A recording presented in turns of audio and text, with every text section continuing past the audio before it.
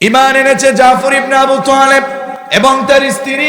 ঈমান আনার পরে জাফর ইবনে আবু তালেব আল্লাহর রাসূলের কাছে এসে বলেন, ইয়া রাসূলুল্লাহ, আর থাকতে পারতেছি না, চারপাশ থেকে নির্যাতন শুরু হয়ে গেছে।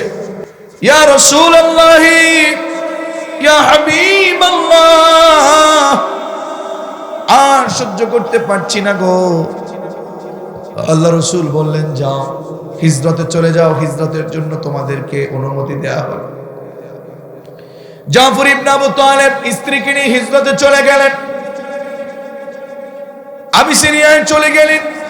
কয়েকটা বছর যখন কাটানো হলো, স্বামী আর স্ত্রী আলোচনা করছে, ওগো প্রাণের স্বামী, যাকে ভালোবেসে যার জন্য ঈমান এনেছি সেই রাসূল কেমন আছে, সেই রাসূলকে যদি দেখতে না পারি তাহলে আমাদের এই ঈমান আনার কি হলো। বেশ কিছুদিন যেতে না যেতে 3টা বছর যখন চলে গেল, 3জন সন্তানের অধিকারী হল। জাফর ইবনে আবু তালেব হঠাৎ খবর পেয়ে গেলেন আমার রাসূল আর মক্কায় নাই, তিনি মদিনায় চলে গেছেন। সুবহানাল্লাহ। জাফর ইবনে আবু তালেব বললেন, ওগো প্রাণের স্ত্রী, আর থাকতে রাজি না, চলো আমরাও চলে যাই। চলে গেলেন। ঈমান আনবেন আর পরীক্ষা হবেন, এটা হতে পারে না। কোরআনের পক্ষে চলবেন, কোরআনের পক্ষে কাজ করবেন, আল্লাহর জমিনে আল্লাহর আইন প্রতিষ্ঠা করবেন। এই কাজ করে, এই চিন্তা করে যারা চলবেন, তাদের বিপক্ষে থেকে ষড়যন্ত্র আসবেই, তাদের পরীক্ষা দিতে হবেই। এটাই রবের কথা, চিরন্তন সত্য, ঠিক কিনা? জাফর ইবনে আবু তালেব স্ত্রী সন্তানদেরকে নিয়ে চলে গেলেন মদিনায়। বেশ কিছুদিন কাটানোর পরে রাসূলুল্লাহর সাথে হঠাৎ করে বললেন, ওগো সাহাবারা, যুদ্ধে যেতে হবে, জিহাদে যেতে হবে, জিহাদে যেতে হবে। এই জিহাদের সেনাপতির দায়িত্ব পালন করবে আমার চাচাতো ভাই জাফর ইবনে আবু তালেব। কোথায় তুমি দাঁড়াও, যাও তুমি তোমার স্ত্রীর কাছ থেকে বিদায় নিয়ে আসো। স্ত্রীর কাছে চলে গেলেন, ওগো প্রাণের স্ত্রী, আমাকে জিহাদের সেনাপতি বানিয়েছেন, আমার রাসূল যুদ্ধের সেনাপতি আমাকে বানিয়েছেন, আমাকে বিদায় দাও।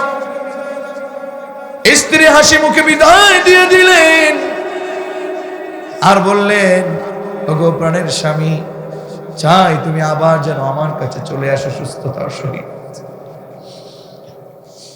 আল্লাহর নবীর সাহাবী হযরতে জাফর ইবনে আবু তালেব বললেন, ওগো প্রাণের স্ত্রী, তুমি এমন দোয়া করো না, আমার মনে বিশ্বাস আমি বুঝি আর জাফর ফিরে আসতে পারবো না। কেন গো, কেন?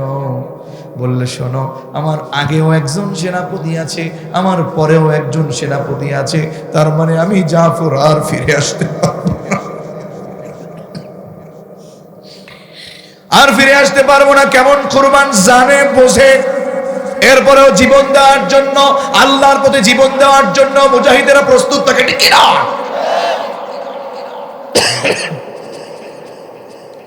এমন অনেক খবর আমরা শুনেছি, ফাঁসির কাস্টে ঝুলাবে, বলা হয় আপনি ক্ষমা চান রাষ্ট্রের কাছে, অমুক অমুক করেন, আপনাকে ছেড়ে দেয়া হবে। বলল, না না না না, তুমি আমাকে কালিমার দাওয়াত দিবা, তুমি আমাকে কালিমা পড়তে বলো, এই কালিমার জন্য তুমি পাও বেতন, আর এই কালিমার জন্য আমি আল্লাহর গোলাম পাই ফাঁসি, ঠিক না? ওর কালিমা তার কালিমা এক না, এজন্য লা ইলাহা ইল্লাল্লাহ এটা বুঝে আমল করা লাগবে, ঠিক কিনা বলুন? ও আমার গাজীপুরবাসী, কষ্ট হচ্ছে? জাফর ইবনে আবু তালেব বিদায় নিয়ে চলে গেলেন, জিহাদের ময়দানে জিহাদ করা শুরু করেছে। খুব সংক্ষেপে বলছি আমি, কাফেরদের কি কচু কাটা শুরু করেছে। হঠাৎ এক প্রচন্ড কাফের এসে জাফর ইবনে আবু তালেবের ডান হাতে আক্রমণ করল, ডান হাত ছিটকে ঝরে পড়ল, ডান হাত আর আস্ত নাই। এই সুযোগ পেয়ে ওই কাফের আবার আক্রমণ করলো, বাম হাত ঝুলে পড়লো, ডান হাত নাই, বাম হাত নাই, শুয়ে পড়ল জাফর। সাহাবায়ে কেরাম চিন্তা করছিলেন, আহারে ইসলামের পতাকা বুঝি শেষ হয়ে গেল, ইসলামের পতাকা বুঝি উড্ডয়ন করতে পারল না। হঠাৎ করে এক সাহাবী বলেন, ওই দেখো, ওই দেখো, কালেমার পতাকা উপরে দেখাচ্ছে, ইসলামের পতাকা উপরে দেখাচ্ছে। সামনে গিয়ে দেখি জাফর ইবনে আবু তালেবের হাত নাই, ওই পা দিয়ে, বুক দিয়ে, মুখ দিয়ে সুন্দর করে কালেমার পতাকা যতটুকুন পেরেছে শুয়ে থেকে হলেও ইসলামের পতাকাটাকে আকাশে উড্ডয়ন করে রেখেছে। আল্লাহু আকবার। জাফর ইবনে আবু তালেব শহীদ হয়ে গেল। ইসলামের বিজয় হবার পরে আল্লাহর রাসূল জাফর ইবনে আবু তালেবের বাড়িতে চলে গেলেন। জাফর ইবনে আবু তালেবের বাড়িতে গিয়ে জাফর ইবনে আবু তালেবের সন্তানদেরকে দেখতে পেলেন। সন্তানদেরকে কোলে নিলেন। তখনও পর্যন্ত জিহাদের কাফেলা এখনো ফিরে নাই, মদিনায় এখনো ফিরে নাই। আল্লাহ রাসূল সাল্লাল্লাহু আলাইহি ওয়াসাল্লাম বাচ্চাদেরকে কোলে নিয়ে জাফর ইবনে আবু তালেবের স্ত্রীকে ডাকলেন। জাফর ইবনে আবু তালেবের স্ত্রীকে ডেকে বললেন, দেখো, শোনো, আমি তো তোমাদের বাড়িতে এসেছি মেহমান হয়ে। কথাগুলো বলছে আর চোখের পানি দরদর করে ফেলে দিচ্ছে। আল্লাহ রাসূল চোখের পানি যখন ফেলছিলেন, জাফর ইবনে আবু তালেবের স্ত্রী বললেন, ইয়া রাসূলুল্লাহ, ঘটনা তো বুঝলাম না, আপনার চোখে পানি কেন? আল্লাহ রাসূল বলেন, ওগো আব্দুল্লাহর মা জাফর ইবনে আবু তালেবের স্ত্রী, শোনো, আমি এমন একটা খবর দিব, তুমি চোখের পানি রাখতে পারবে না।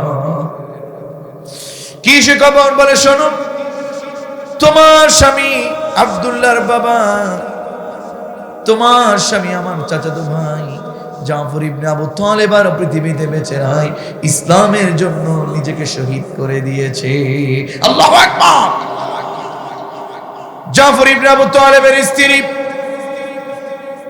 আল্লাহ রাসূল সাল্লাল্লাহু আলাইহি ওয়াসাল্লামের কথা শুনে চোখের পানি না ছেড়ে বললেন, ইয়া রাসূলুল্লাহ, কেন আপনি চোখের পানি ছেড়ে কাঁদেন? আপনি কি মনে করেছেন জাফর ইবনে আবু তালেব বুঝি আমার জন্য অভিভাবক ছিলেন? আসলে জাফর ইবনে আবু তালেব তো আমার অভিভাবক না, জাফর ইবনে আবু তালেব তো আমার জন্য যথেষ্ট না, আমার জন্য যথেষ্ট কে? এ বলে শুরু করে দিলেন, আমার সাথে পড়েন, হাসবুনাল্লাহু ওয়া নি'মাল ওয়াকিল, হাসবুনাল্লাহু ওয়া নি'মাল ওয়াকিল। আমার জন্য তো আল্লাহই যথেষ্ট, জাফর ইবনে আবু তালেবের প্রয়োজন নাই। রাসূল কেন? আমার জন্য তো আল্লাহ আছে। আল্লাহু আকবার। ইমান। একথা শুনে আল্লাহ রাসূল কেমন যেন থমকে গেলেন। আব্দুল্লাহদের কোলে নিয়ে আব্দুল্লাহদেরকে ডাকতেছেন, ও দুই ডানা ওয়ালার সন্তান, তোমরা কেমন আছো? সুবহানাল্লাহ কইতেন না? ও দুই ডানা ওয়ালার সন্তান, তোমরা কেমন আছো? জাফর ইবনে আবু তালেবের স্ত্রী বলেন, ইয়া রাসূলুল্লাহ, এখন কথা তো আরো বুঝলাম না, কি বললেন? বলল, জাফরের স্ত্রী, শোনো, তুমি যখন হাসবুনাল্লাহু ওয়া নি'মাল ওয়াকিল পড়েছ, আমার আল্লাহ এত খুশি হয়েছে, কাফেররা আমার চাচাতো ভাইয়ের হাত কেটে ফেলেছে, ওরা খুশি হয়েছে, কিন্তু আমার আল্লাহ দ্বীনের জন্য কুরবান হয়ে যাবার কারণে জাফরের উপরে এত বেশি খুশি হয়ে গেছে। হাত নেই, কিন্তু জাফরের সেই হাত আল্লাহ তাআলা শেষ করে দিয়েও তার হাতের সেই গোড়াতে ডানা লাগিয়ে দিয়েছেন। সেই ডানা দিয়ে জাফর এখন জান্নাতে পাখির মতো উড়াউড়ি করছে। আল্লাহু আকবার, আল্লাহু আকবার, আল্লাহু আকবার।